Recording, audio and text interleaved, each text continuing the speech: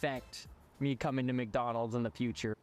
Tonight, the deadly E. coli outbreak at McDonald's restaurants expands with at least one more state in the West impacted. Good evening. Welcome to West Coast Wrap. I'm Crystal Bailey. McDonald's E. coli outbreak now includes at least 75 cases across 13 states. One of the newest cases was just reported in Washington. Exactly where that patient became infected is not clear. Health officials say it's possible exposure happened after eating at a McDonald's in Colorado. Federal investigators are trying to track the source of this outbreak. KTVU's Jesse Gary reports part of the probe could center on a produce supplier in Monterey County, California. Taylor Farms finding itself under scrutiny following an E. coli outbreak one fast food chain says is linked in part to some of its produce. I think the biggest impact is to our growers and also to our communities, right? Because we want to be sure that our communities feel that there's confidence in the safety of our food systems. Monterey County Agriculture Commissioner Juan Higaldo says that confidence has taken a hit following the outbreak earlier in the week. At least 75 people have been sickened and one Colorado man has died as a result. There are some strains of E. coli, certain genetic types of E. coli that have that encode toxins that can make them quite dangerous. McDonald's says tainted slivered onions supplied by Taylor Farms and used on quarter-pounder hamburgers is the cause.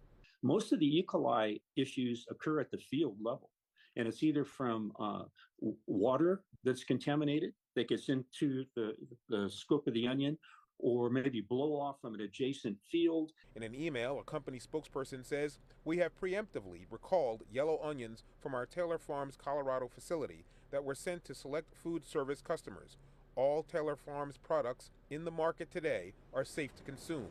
Both the FDA and CDC are investigating the source of the outbreak, which spans 13 states, but does not include California. Meanwhile, in Monterey County, where produce is a staple of the local economy, officials worry a consumer pullback from onions and other types of produce could have dire economic consequences. If people are not interested in purchasing fresh fruits and vegetables, then the labor force can be impacted, because then there's less of a need for harvesting those commodities in the fields. Other fast food companies are declining to purchase Taylor Farms onions as this company and region fights a perception battle just as the growing season is coming to a close. In Salinas, Jesse Gary, KTVU Fox 2 News.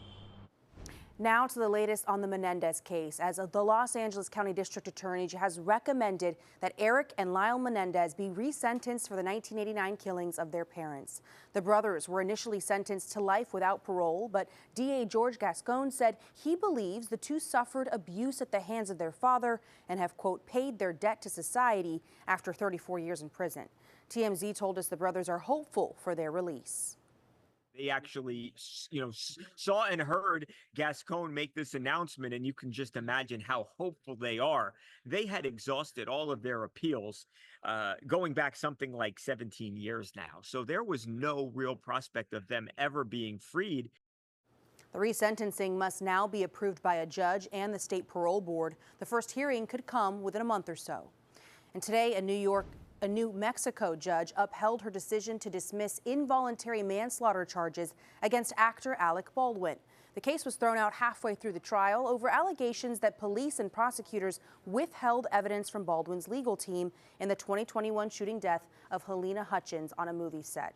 The judge says prosecutors did not raise any arguments that would justify reversing her decision. Results of a new poll in Arizona show just how close the race for president is in that state. The poll conducted by Arizona Policy Lab at the University of Arizona came out with a difference of less than 1% between Vice President Harris and former President Trump. The vice president received support from just over 46% of registered voters. The former president got nearly 45.5%. Election officials are already counting the early votes in Arizona. 2 rooms where tabulations are underway in Phoenix are equipped with technology to ensure transparency. And they're working, full time, full days here, and it's all being live streamed. That's the great thing about the tabulation center here. It's secure and it's transparent. All the cameras that you see in here, voters can go and watch 24/7 what's going on in the tabulation room, what's going on in ballot processing. More than 1 million people have voted early in this battleground state. And a state that's not considered a battleground in the race for president is getting a lot of attention from both major candidates today. Former President Trump traveled to Texas this morning to discuss immigration policy. He predicted a record number of deportations will take place if he's elected. Immediately upon taking the oath of office, I will launch the largest deportation program in American history. We will end this migrant invasion, and we will deport every last criminal alien, targeting our daughters and our children, our families. The former president is wrapping the day with a rally in Traverse City, Michigan. He plans to hold another rally in the Detroit suburb of Novi tomorrow. And a new Quinnipiac University poll shows Vice President Harris is in the lead among likely voters in that key swing state. 49% of likely voters who participated in the poll favored the vice president. 46% favored the Republican presidential nominee. And Vice President Kamala Harris rallying voters in Houston tonight. Her big focus, reproductive rights, calling Texas, quote, ground zero when it comes to abortion issues. The event kicked off less than 2 hours ago. The vice president has yet to take the stage, but a Texas OBGYN did speak to the crowd. So let me be clear about one thing. There is no place for Donald Trump in my exam room. Now, Vice President Harris is set to take the stage any moment now, as well as award-winning artist Beyonce.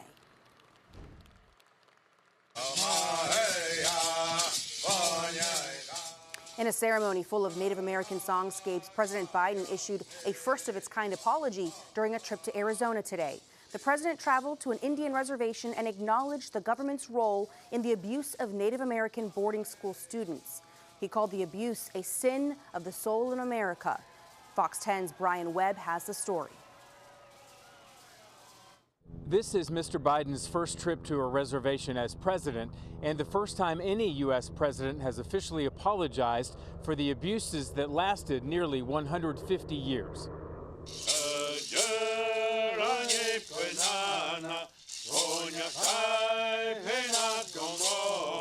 Native American chants start a somber occasion. From the early 1800s through the 1960s, tens of thousands of Native American children were taken from their families and placed in government-approved boarding schools, like Steele Indian School in Central Phoenix.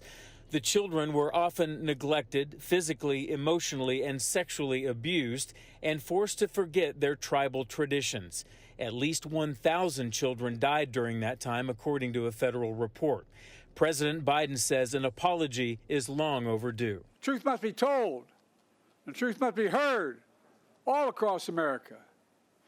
But this official policy is only one step toward and forward from the shadows of failed policies of the past.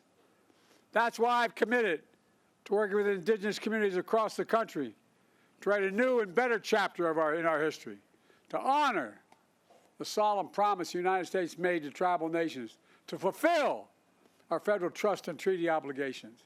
It's long, long, long overdue.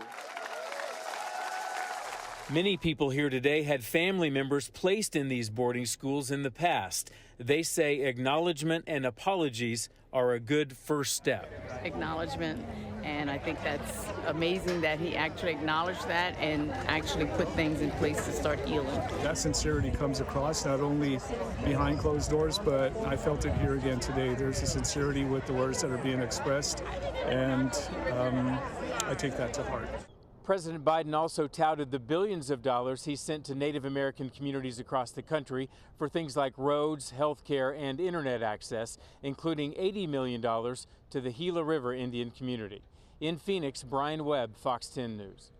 A heartbreak in Las Vegas tonight, where 4 people have died in a fire. Coming up, how 2 survivors escaped the flames. And we're taking a look out towards nightfall in the city by the bay, the city of San Francisco, where they will certainly feel the effects of a diminishing hurricane. Your West Coast Wrap forecast is coming up. A lot of people have really negative perceptions of bugs, but bugs have a lot of really cool and interesting things about them as well. Well, no need to bug out over this display of insects. See how bugs will attract crowds in Arizona this weekend. A fifth women's volleyball team has now forfeited their match against San Jose State due to a transgender player on San Jose's roster. The University of Nevada released a statement late last night revealing they did not have enough players available to compete in tomorrow's match and would take the loss. Several Nevada athletes previously said they would not play in protest. The game was actually moved from Reno to San Jose, as the state of Nevada does not allow games to be forfeited because of race or gender. And San Jose State telling KTVU in a statement, quote, "Our athletes all comply with NCAA and Mountain West Conference policies, and they are eligible to play under the rules of those organizations. We will continue to take measures to prioritize the health and safety of our students while they pursue their earned opportunities to compete." The remains of 4 people have been found at the scene of a house fire in Las Vegas. The fire broke out yesterday on the southwest side of the city. Crews from multiple agencies got involved in fighting the flames. They say the heat was so intense, it delayed their search for victims. 2 adults and 2 children died in the fire. A mother and child who jumped from a 3rd-story window to escape flames are being treated at a hospital. The cause of this fire is under investigation.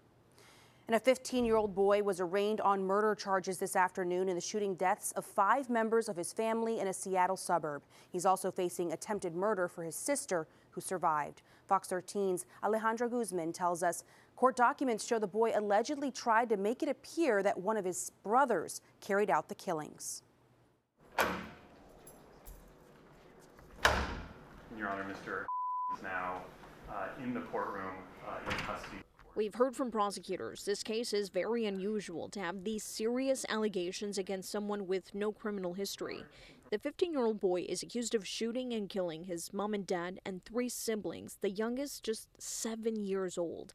It's a tragic case that's shaken the Falls City community. We previously heard he enjoys mountain biking and fishing, but given what we've learned in probable cause documents, the teen allegedly called 911 claiming his 13-year-old brother shot his entire family before committing suicide, going as far as investigators say placing a gun near his hand, staging the crime scene.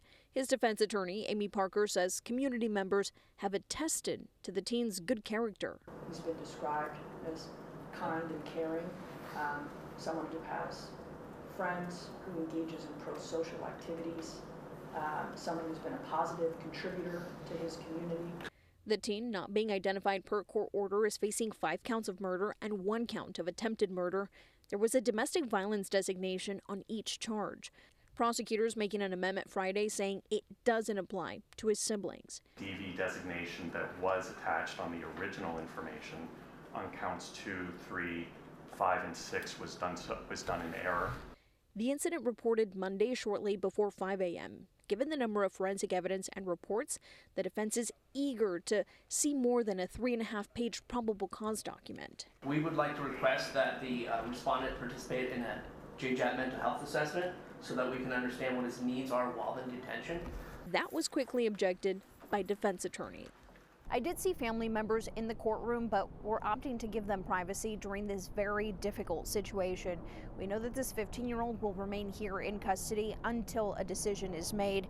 He's expected to be back in court next January. That's for a status update. Of course, Fox 13 will stay on top of this and bring you the very latest as we continue to learn more on this ongoing investigation. In the meantime, though, the King County Sheriff's Office will be hosting a community meeting for everyone in the area. That's happening tomorrow, Saturday, at the Snoqualmie Valley Alliance Church. Folks here can come and bring their questions and, of course, also have access to support. Anything and everything we learn, we will share with you.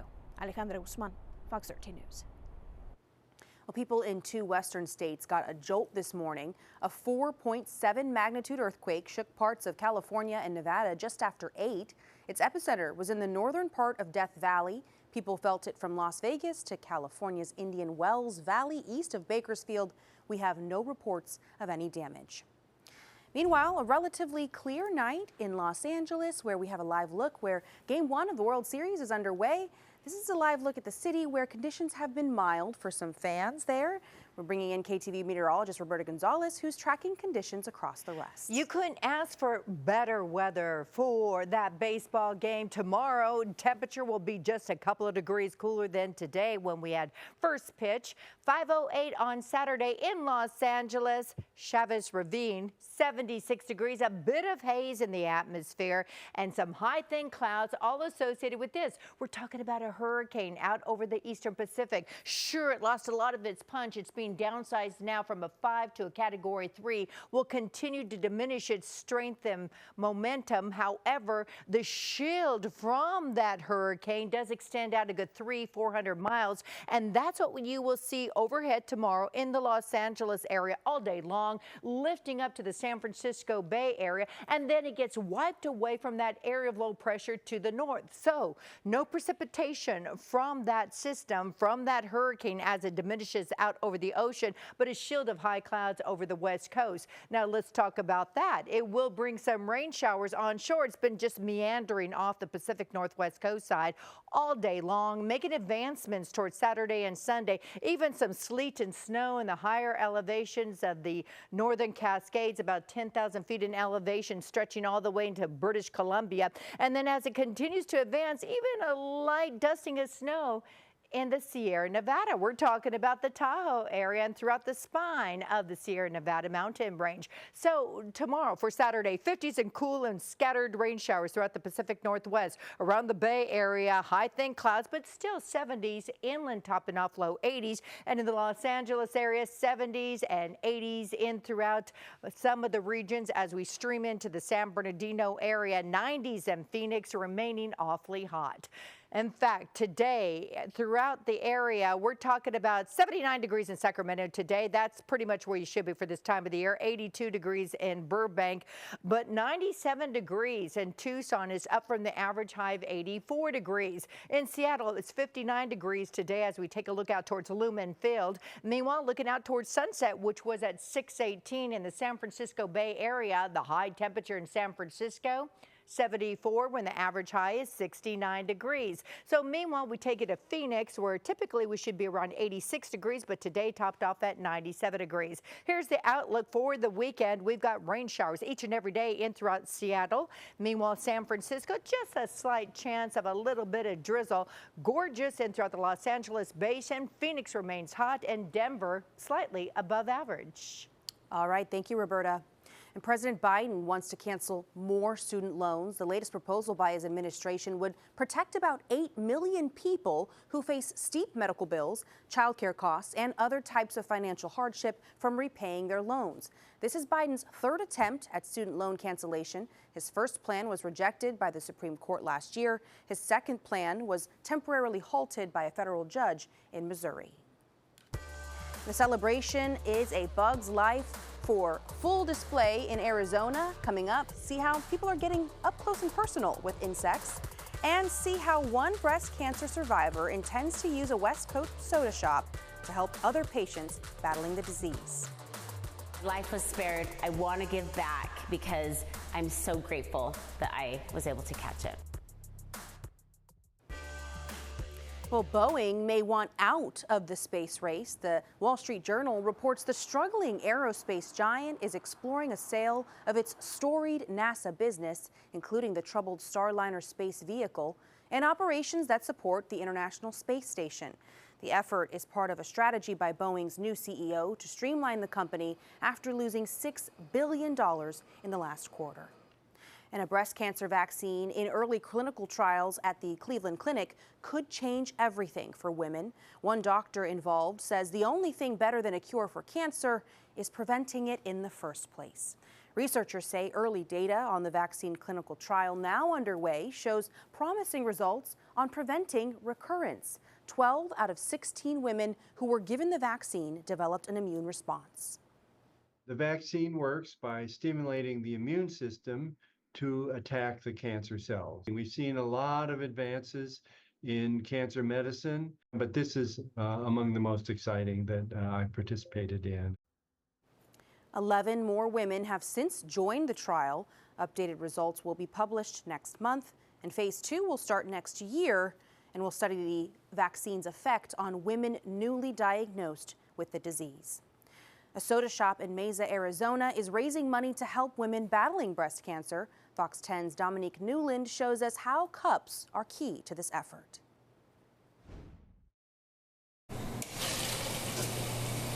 It's busy behind the counter at Swig in Mesa, a drive-through soda shop where you can make your own custom drink. But this month, the chain is all about saving the cups, raising funds for women battling breast cancer. It's near and dear to my heart because it's what was done for me, so it naturally is just my story.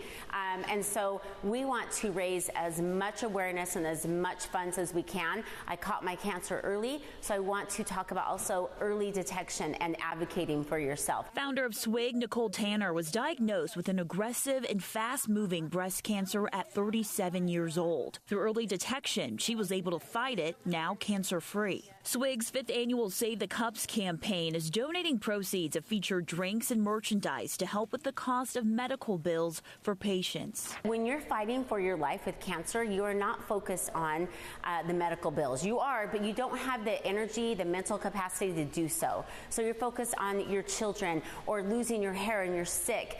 All of that. Whether it's at the drive-thru or coming inside, customers can choose from 3 specialty drinks, and $1 will be donated from each drink sold all month long. We want to give back, and I feel like this is the easiest way to do it. You're going to come to Swig anyway, and so why not donate that $1 or why not get that special drink? And I feel like it's the best way to do it. Swig is also taking nominations for people in need of financial assistance. Applications can be found on their website. I am big on early detection because I wouldn't be here without it. And honestly, Swig wouldn't be here. So my life was spared. I want to give back because I'm so grateful that I was able to catch it. A reminder that early detection saves lives. For Fox 10 News, I'm Dominique Newland. The California Air Board Resources Board held a briefing today ahead of a vote next month that could raise gas prices. Proposed changes to carbon fuel standard rules by the board would require the oil industry to develop ways to reduce carbon emissions. In a study last year, an Air Resources Board staff report suggested prices could increase 47 cents a gallon in 2025 under the proposed changes. The board has since walked back that number. And finally tonight, a natural habitat in Arizona is celebrating one member of our ecosystem that not all of us love, bugs. Butterfly Wonderland in Scottsdale is gearing up for its Bug Fest, happening this Sunday at the Arizona Boardwalk. The free event is celebrating bugs with cockroach races, bug zoo stations, and even a hissing booth, with photo ops and edible insect tastings. A lot of people have really negative perceptions of bugs, but bugs have a lot of really cool and interesting things about them as well, and sometimes even the underdogs need to be celebrated, right? Now, aside from the bugs, there will also be crafts and face painting in case you don't like the bugs. And with Halloween just days away, there will also be a costume contest for the best bug. A butterfly release will also take place at the top of each hour. And thanks for joining us tonight. You can stay up to date on all the stories we're covering online. You can just go to westcoastwrap.com to stream all of our shows on your smart TV or your smartphone. Just download the Fox Local app. Have a good night.